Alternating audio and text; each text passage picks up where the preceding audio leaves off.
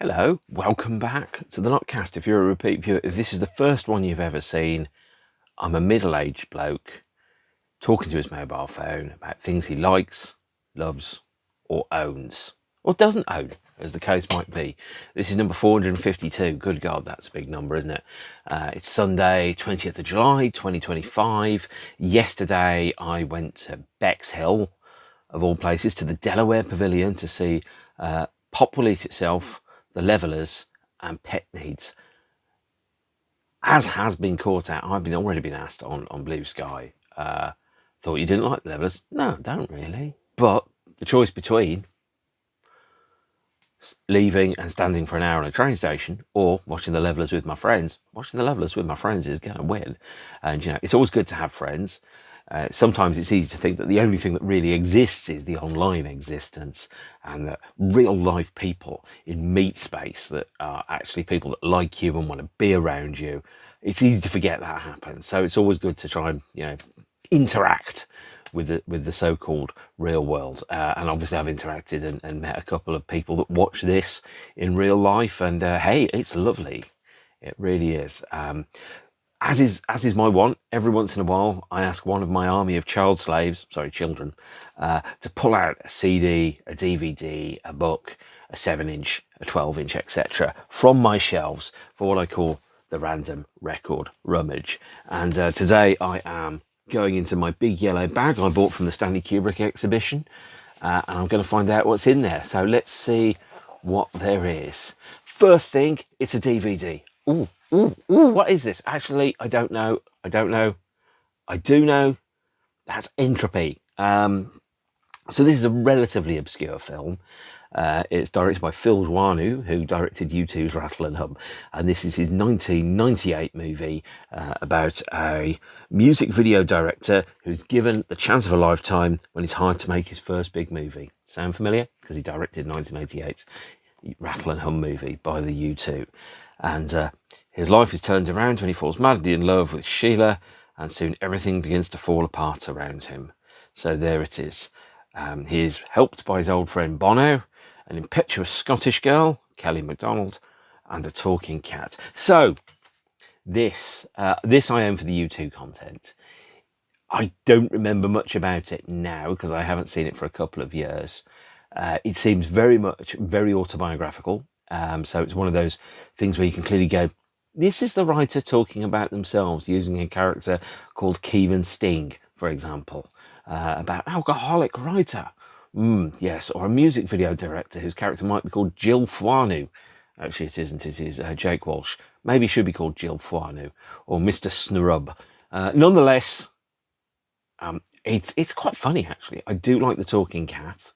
I like the fact that Bono turns up from time to time.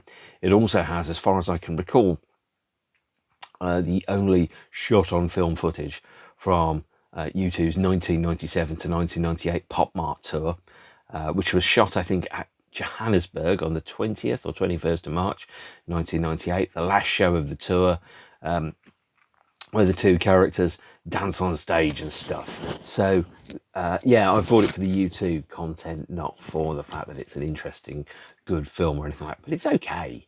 But you can clearly see Jill Fwanu has called in a favour in order to make this happen. It is, had it not got that content in, I probably would have never seen it, never heard of it. It would be a film that would turn up on streaming.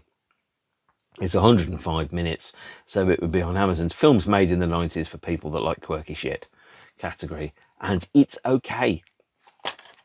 Yeah, that feels a bit bitchy, but it's okay. It's not like, brilliant or anything, but it's all right. So that's Entropy. What else have we got? So the second, right, we're going to go for a 7-inch single. I don't know what this is. Oh, interesting. The Mission and Hands Across the Ocean and Amelia Live. So I'm doing the Mission's discography on the NOTCAST. This was one of the ones that I talked about most recently, in the one where I talked about Carved in Sand, Grains of Sand, and the respective multitude of live albums. I think 3 live albums have been released from the respective tour. And you can tell by that sound there, I haven't actually taken this 7-inch out for a very, very, very long time. If I remember correctly, it's got silver injection labels, not paper labels. Oh, yep. And it is backed with Amelia and Love, a cover of John Lennon.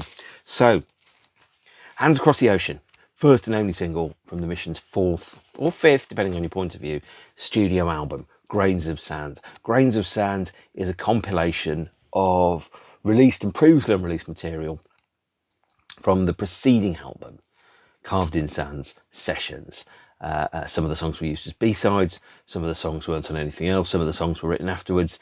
Effectively, you put Grains of Sand and Carved in Sand together, and you get an album that could have been the Mission's Joshua Tree, but in the end felt a little bit like it was the Mission's Rattle and Hum, in so much as it wasn't quite sure exactly what it wanted to be, and some of the best songs weren't on the album.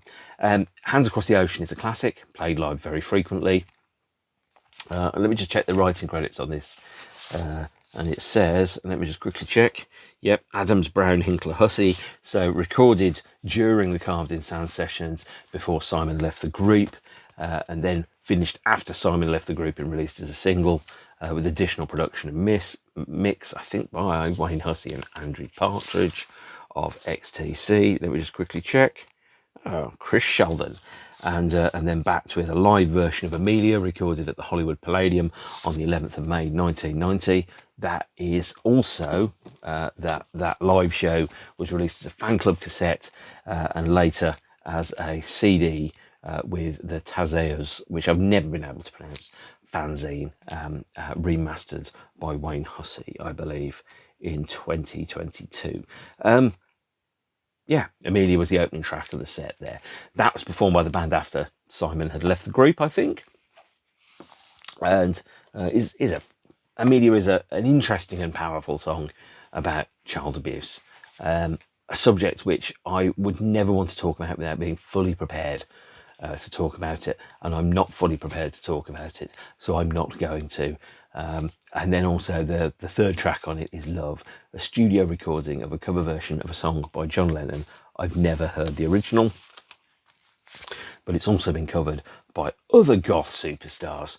The Cure on 2007's Instant Karma album, I believe, to raise money for something. Everything's got a charity next to it. Right, let's go a bit further in, see what else there is. That's 2 items. Number 3, oh, this hasn't got a record in it. Okay, so there's not many records this is, and it is James Dean Bradfield's The Great Western. So MVE in Notting Hill has a section where it sells records with just the sleeves. This, with the record in it, would be about £200.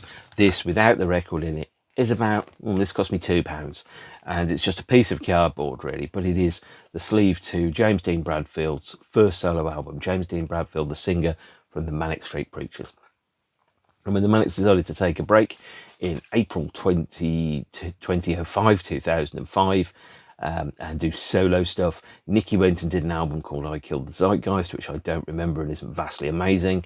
It's got a song called Derek Jarman's Garden on.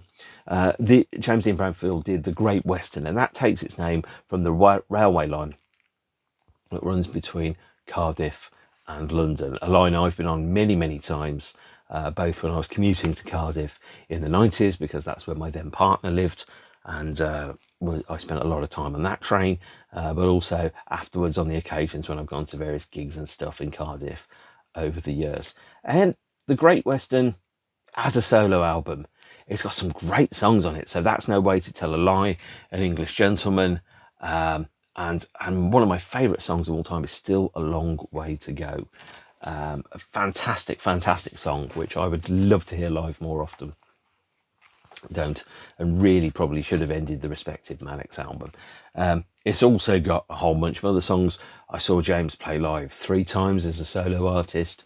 I can't remember who was in the band. I think Wayne Murray, who now also plays in the Manics, some other dude on drums, possibly the guy that played extra percussion on the 2002 Manics tour. Yeah, it's a good album. I like it. Not amazing, pretty good, pretty solid. Don't have it on vinyl. If I did, I could sell it. But you've got to remember, you buy music for what it's worth to you. You don't buy music because of what it's worth to anybody else, or how much money you can get for it second hand or trade it in. That's a false economy. Music should always be considered to be bought and purchased and owned because you like it and you want it, not for any other reason, not for bragging rights, not to say, I've got that on vinyl. Although I did hear somebody say that the other day at a gig, actually. And I almost went, yes, I've got him. Yes, it was Nine Inch Nails. The guy in front of me was talking to a woman when they played something, which was quite obscure. It might have been off Year Zero. It might have been The Warning or something. And I think he said, I've got that on vinyl. And I was like, oh, God, I've seen it happen. No one cares if you've got it on vinyl. Yes, I've got a lot of vinyl. Nobody cares if I've got it on vinyl apart from me.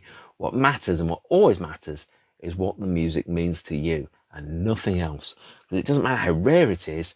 If you love it, that's why you should keep it. If you don't love it, find somebody that will love it and will pay you money for it. And that's fine, because everything behind it, every record on the shelves behind me tells a story. Sometimes, like the cliche goes about tattoos, the story is I was bored and had the money. But that's not actually true. Sometimes it's like every single piece of mass-produced art, which I own, a record, a CD, a tape, whatever, is part of a collection, a curated collection of musical art. This is not just a record collection or a CD collection. This is art. That's how I look at it. And I think you'd be mad not to think about it like that. Of course, you can have it all on streaming if that's what you want, and that's totally great. If that's how you want to live, that's fine, but it's not for me, because stuff don't exist. If it's on streaming, it's on loan. You don't get to keep it forever. It can disappear like that. As I have seen people go, oh, I wanted to listen to this live album, but it's not on streaming anymore. It's like, well, you could have bought it, if the music means something to you. And buying music, for example, and loving it, buying it in that respect, is so that you're then able to pass money on to the people that make the music, who are able to then continue to make the music. Part of that is an investment. So it's not just buying the record, it's also supporting the people and music that you love so that it can make more music in future. There you are. Right, Blu-ray choice, Snowpiercer. I haven't seen this for a long time, actually. It didn't get a UK cinematic release. I think it popped up on streaming eventually at some point. Eventually, in 2020, 7 years after it came out at American cinemas, it got a Blu-ray disc release and disappeared in the UK. This is a great film. I really enjoy it. It's a little heavy-handed. It's not exactly subtle. I think it got a DVD and Blu-ray release because the director, sorry about that, Bong Joon-ho, who had just come off winning an Oscar, I think, for Parasite, also directed a great movie called The Host in 2006. Had a little bit of commercial sus around it, and they thought maybe a film starring Captain America, Chris Evans, Tilda Swinton, and John Hurt and Ed Harris, directed by the guy that did Parasite that just won an Oscar. Maybe we should actually make this physically released in the UK and actually stick it out on disc. So I've been watching Snowpiercer for years because they hadn't released it in the UK. So I got, technically, an MP4 of it somebody had downloaded off somewhere. God damn it, if it had come out in the cinema, I would have fucking seen it. But it didn't come out in the cinema. It didn't come out on disc. So the only option to watch it for many years in the UK was either illegally or eventually wait for it possibly to quietly turn up on a streaming service for 6 months before it disappeared. It's a very good film. Bong Joon-ho makes very good films. And he's, of the ones of his I have seen, I have not seen a bad one. I think he's a visionary. I think he's very talented. It's very obvious in its allusions, but like all science fiction is a way of talking about the present whilst using a disguise, and that's what Snowpiercer does.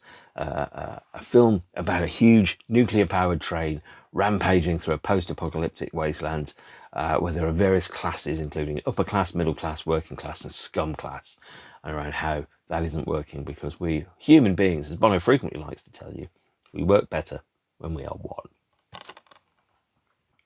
And that is Snowpiercer. So that's the 2 films and the 7-inch and the 12-inch. I think it's a book and a CD. I'm going to go for the CD because I think I know what the book is. because I've just touched it, and the book has got a very distinctive break on the spine. Ah, okay, this is good. The Cure, a bootleg CD, and Dreams Come True in '92. I managed to pick this up second hand in a shop at £10, I think. And I am the kind of person that buys bootleg CDs. I don't buy grossly overpriced bootleg vinyl of audience recordings. I always research the shows which I buy, and to make sure that I know exactly what I'm getting and it's a price that I'm prepared to pay for it. This is I think this is New York in 1992 on the Wish tour, and or no, it might be Europe. Actually, no, it isn't, because the New York show is called Bite the Big Apple. This is the Kilburn National radio broadcast, 3rd of May 1992, broadcast on XFM radio in that there London. The fullest, longest Cure radio broadcast from the 1992 show tour. And because Show, the 1992 live album, and Paris, the 1992 live album, are missing, at the very least, at least substantial parts of the show. Show is missing half an hour of the second encore, for example. Paris is a selection of rarely played tracks across 3 nights. So this is actually, for me, the definitive live recording from the 1992 tour, recorded at the Kilburn National, 3rd of May, broadcast on XFM. It's the whole show. It runs ever so slightly slow, and ever so slightly, so you can hear it and you kind of go, but that's because it was recorded on 2 C90s at the time and then sent off to the bootleg people in exchange for money. And it features the full show, so featuring Open, High, Pictures of You, Lullaby, a rare performance of Doing the Unstuck, because when I saw them, I think they played, I can't remember what they played. And then it was Just Like Heaven, Apart, A Night Like This, the Wendy Time, which I finally got to see them play live in Dublin in 2019. The Walk, Let's Go to Bed, Friday I'm in Love, In Between Days, From the Edge of the Deep Green Sea, Fascination Street, Never Enough, Cut, End. That's the main part of the set. The first encore, which is not on the show release, is In Your House, M, Three Imaginary Boys, Boys Don't Cry. And then the second encore, Charlotte Sometimes, Primary, A Strange Day, and A Forest. Very good show, very much worth having, very much worth listening to. If you're going to listen to one show from the tour, if you're going to listen to one show from this tour that isn't Show, then this is a good choice. Monterey in Mexico is a good choice, but it does have annoying DJ banter, and Paris is a serviceable selection of rare tracks, which brings us to the last one. And I'm going to have an emergency drink of fizzy orange. That was worth watching, wasn't it? Okay, I think this is the Robocop novelisation. Yes, it is. This is a novelisation of 1987's splendid action movie by Paul Verhoeven, Robocop. Now, without reading it, the novelisation is by Ed Nahar. Ed also wrote the novelisation for Predator, which I don't have. And also, if I remember correctly, because I've looked him up, because I said, what other books has he written? Some interesting gender-specific and orientation-specific fiction, I think. Not that it matters. It doesn't matter at all. But it would be the equivalent of finding out that Alan Dean Foster writes a lot of stuff about kinky sex. If I'm wrong, I'm wrong. Wouldn't be the first time I've been wrong. Certainly, given some of the bands that I used to like, I've been wrong about that as well. So this is, and I went to a place called World of Books, which had a selection where you could buy 4 paperbacks for £10. I've bought a lot of novelisations of films from the 70s and 80s. Now, I used to collect movie novelisations when I was a kid. So as I've said before, the first thing that I ever got into was movies. Then I got into movie novels. Then I got into soundtracks. Then I got into soundtracks that had multiple artists on. Then I got into the good old-fashioned rock and roll and both types of music, country and western. Now, hang on a minute, techno and IDM. And so that's where it was. And in the days when they were releasing VHS tapes, the first £10 VHS tape was Raiders of the Lost Ark. So before then, if you wanted to experience a film at home, you had to wait for it to be on television and record it off television, or you had to buy the novelisation and read the novelisation whilst listening to the soundtrack LP. So, of course, soundtrack LPs and movie novelisations were my way of re-experiencing movies before they became readily accessible on VHS at £10, which meant that I didn't have to go to Blake's in Cottridge High Street and rent the VHS for £2.50, hoping nobody else had beaten me to it. RoboCop is a very, very, very good film. It also has a very, very bad third movie. A third movie so bad that when I took my then girlfriend Jo to the cinema to see it, I apologised and offered her 2 rom-coms as penance. She took me up on those, and that was at the Leicester Odeon, which then I later, the next time I went into it was in 2019, when it had become a conference hall, and I was sat there going, I was in like, suit and stuff. My professional situation was that our team had been nominated for an award. We might have won, who knows? And we were there hoping that we would win. But I was sat there going, I saw RoboCop 3 in this room with my girlfriend like 27 years before. Wow, I'd never thought that would have happened. And of course, life does take you on strange and unusual left turns. So this is the book that I'm actually reading at the moment. So I'm reading all the movie novelizations slowly as I go through them. So I bought, the Dirty Harry books, Star Wars, Indiana Jones, The Abyss, the Omen films, the First Blood Rambo movies, Once Upon a Time in America, Starman, Outland, basically anything by Alan Dean Foster that's a movie tie-in, even right down to Battlestar Galactica and Alien Nation. And I'm going through those because I remember reading about David Bowie when he was retired and he's spending a lot of money on eBay. And someone said, what's he buying? And it's like, all the stuff he wanted when he was a kid and he couldn't have it. And now he's buying it because it's all on eBay. And basically that's what I'm doing, is I'm buying a lot of the stuff I'm buying because I wanted it when I was 14. And now that I'm considerably older than 14, it's available. Some of it isn't. I very recently looked up, what is it? Matthew Modine's Full Metal Jacket diary. So a diary that Matthew Modine wrote whilst filming Full Metal Jacket with Stanley Kubrick. And I looked at the prices of that and it was like entry level price was like £55 for the book. And I was like, nah, I'll be all right. I did spend £55 on a book the other day. I bought the Taschen mass market version of The Shining book, which is only 1,396 pages. But I know I'm going to get my £55 worth when I read that. This, £2.50, or more correctly, £3.49, or buy 4 for £10 from World of Books. And RoboCop is a brilliant film which hides its story in satire and ultra-violence. And it has a really interesting section in the theatrical cut versus the TV cut. And by the way, if you get a chance to watch either of them, watch both versions because you can see the differences that you have in TV versions of movies. TV versions of movies were sanitized for violence. Their content was edited to fit programming or something. And what that meant was no violence, no swearing. Which means that when you watch RoboCop, instead of the guy, when RoboCop was bearing down on him, instead of the guy going, fuck me, he was going, why me? Why me? Which, is an interesting philosophical position to have, but not exactly a great surprise when you're pointing a gun at a cop, because suicide by cop is most definitely a thing. And sometimes you kind of go, yeah, it's not very clever, is it?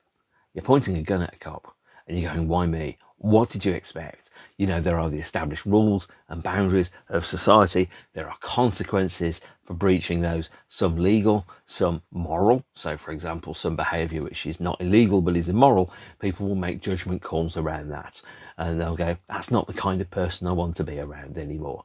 Of course, if you break the law, there are consequences to breaking the law.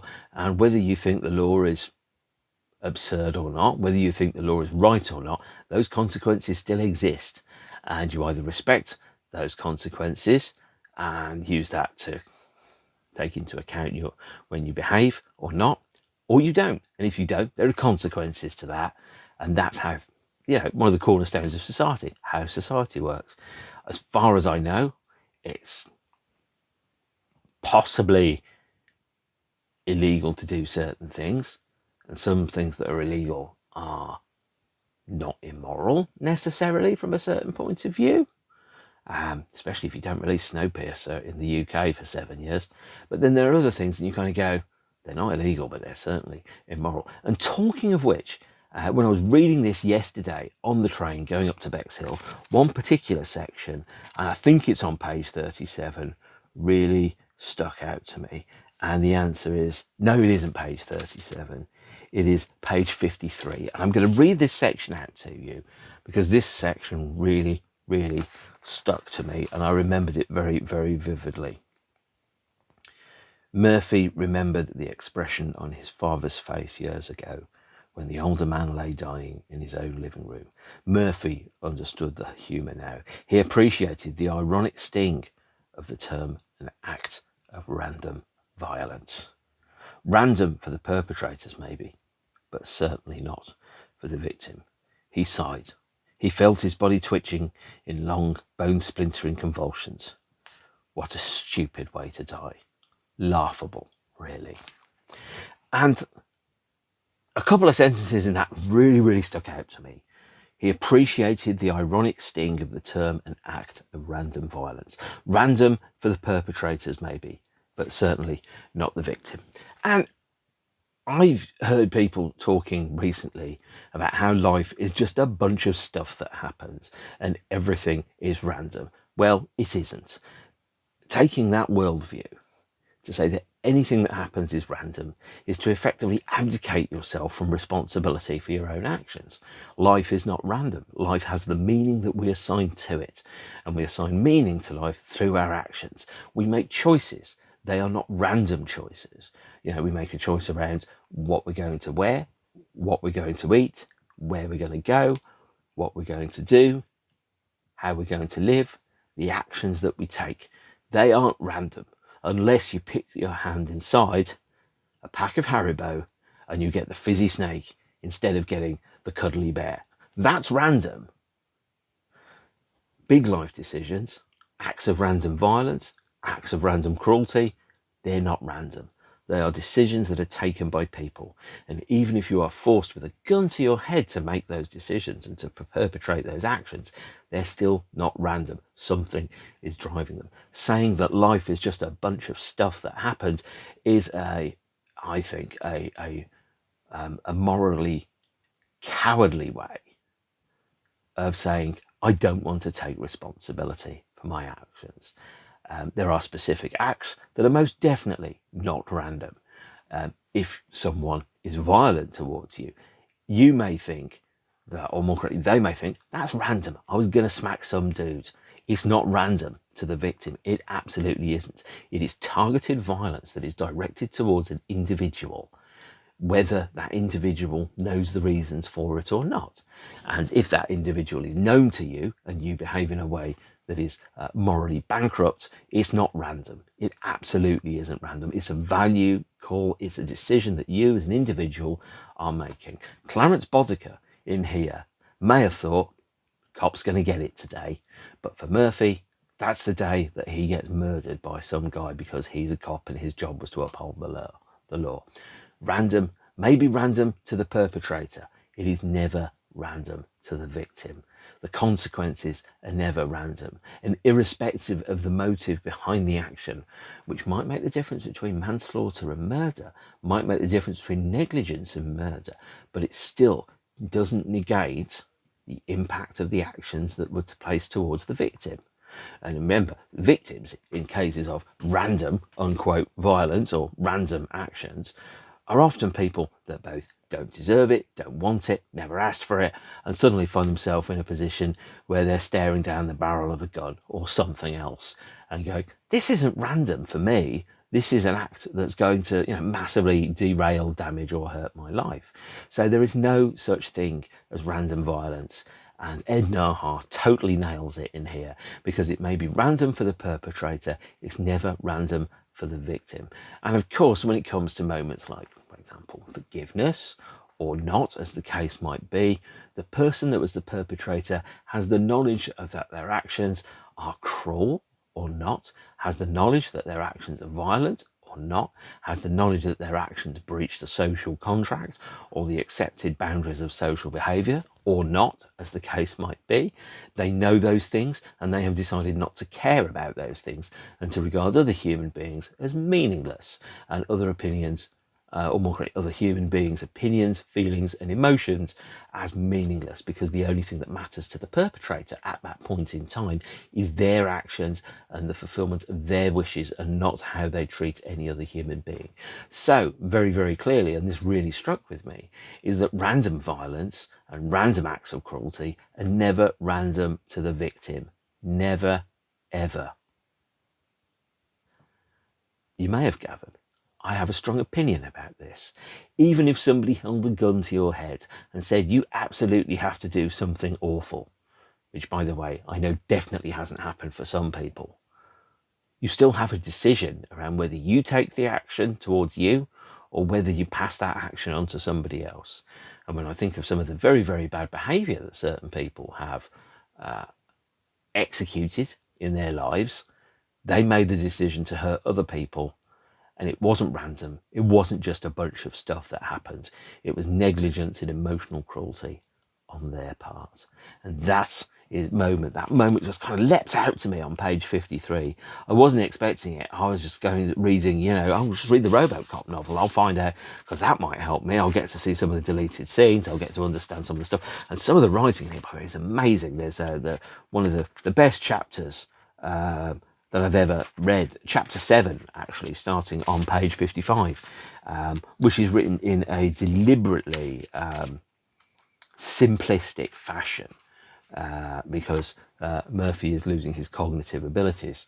And so therefore, even then, kind of, has very short words, very limited explanations, very, very straightforward language, is designed to communicate the impact of that random violence upon the victim and their ability to put together thoughts and ideas and morals and stuff like that. So the book is, I think it's really good. The movie novelisation is a lost art form. I really, really, really miss it. And there's some fantastic movie novelisations out there. There are some terrible ones. I'm not going to name any terrible ones. But yeah, some of them are very, very, very good. Very good indeed. The one for the Abyss, I think, is fantastic. So that is your random record rummage through a selection of sort of random stuff, which of course isn't random because it has been chosen, but it has been chosen without a knowledge of the meaning of that. So to say it's random, it is random, but at the same point, none of these are victims, are they? Well, possibly. Maybe my ability to watch Snowpiercer illegally for 7 years was a victim. But there you are. That is my random record rummage, 20th of July, 2025. I hope you're doing well. Stay beautiful. Take care of yourselves. Be excellent to each other.